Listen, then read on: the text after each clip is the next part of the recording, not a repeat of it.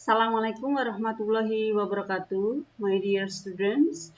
Right now we are entering Unit 2 and in this unit we are talking about finance and money ya. Jadi kita sudah masuk unit kedua dan setelah unit kedua ini selesai, kalian akan menempuh UK yang pertama.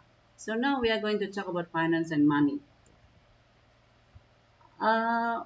Is there any difference between finance and money? Apakah ini hanya istilah saja ataukah secara makna berbeda? Yes, they are different. Okay.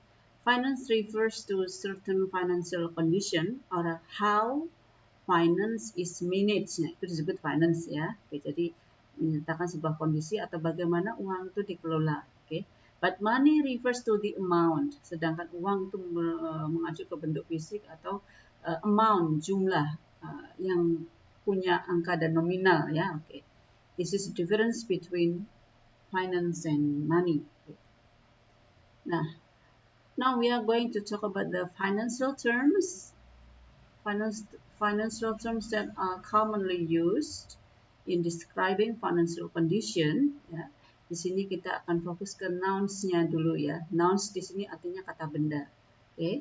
Saya hanya ambil beberapa contoh dari modul yang dulu pernah kalian miliki. Nanti bisa dibuka lagi di sana kalau ingin tahu lebih banyak vocabulary yang terkait dengan finance and money. Okay.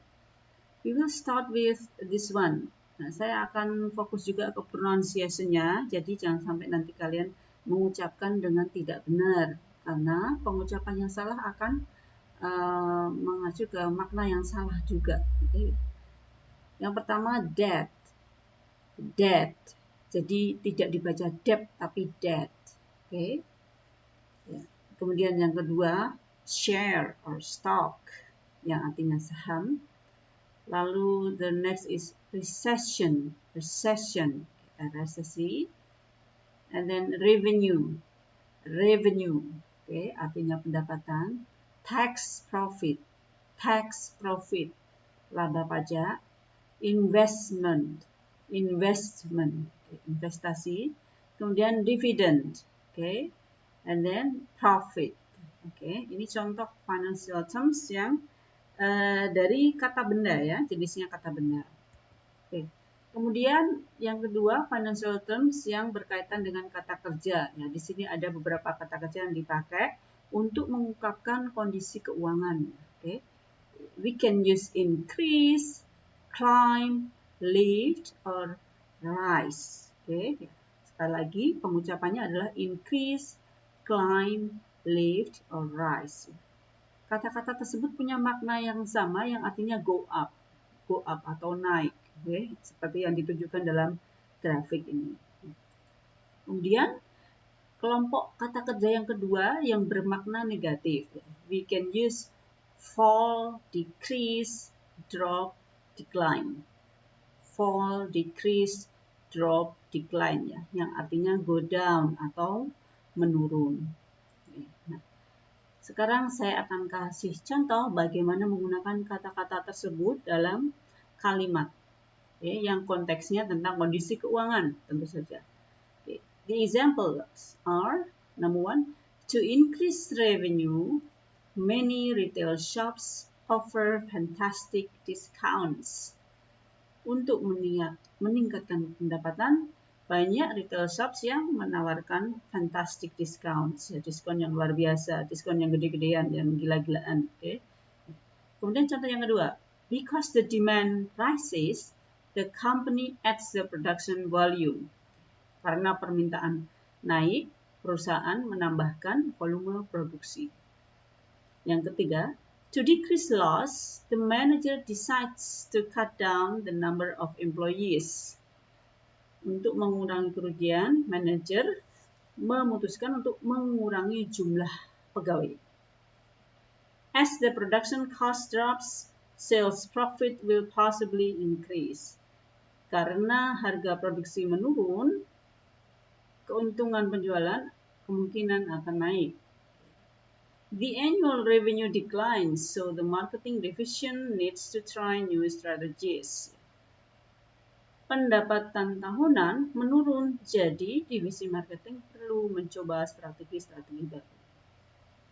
Before the cost of share falls, many investors sell their shares in the stock market. Sebelum harga saham turun, banyak investor yang menjual sahamnya di pasar saham. Ini contoh penggunaan kata kerja tersebut dalam kalimat ya. Nah, sekarang yang perlu kalian perhatikan adalah bentuk kata kerjanya. Oke, kita lihat yang di sini. To increase revenue, many retail shops offer fantastic discounts. Kalian perhatikan di sini jika kata kerja didahului oleh to, maka kata kerja tersebut tidak berubah bentuk. Nah, di sini kata kerja increase didahului oleh to. Jadi increase tidak berubah bentuk ya. Kemudian yang kedua, because the demand rises, the company adds the production volume. Kita lihat ini beda lagi yang ini ya. Di sini kata kerja rises itu munculnya setelah subjek ketiga tunggal. Apa saja sih subjek ketiga tunggal itu? Subjek ketiga tunggal itu terdiri dari he, she, atau it.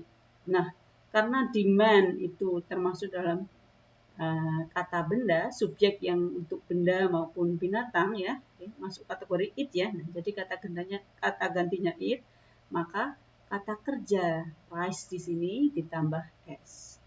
Oke. Nah, kemudian, ini yang perlu kalian perhatikan ya. Ini dipakai ketika konteksnya adalah simple present tense. Simple present tense itu apa? Ketika kita mau mengungkapkan sebuah fakta yang tidak mengacu ke specific time in the past. Nah, itu kita menggunakan ini ya. Kata kerjanya berubahnya ada s-nya ketika subjeknya he, she, atau it. Oke, sekian dari saya. Terima kasih atas perhatiannya. Assalamualaikum warahmatullahi wabarakatuh.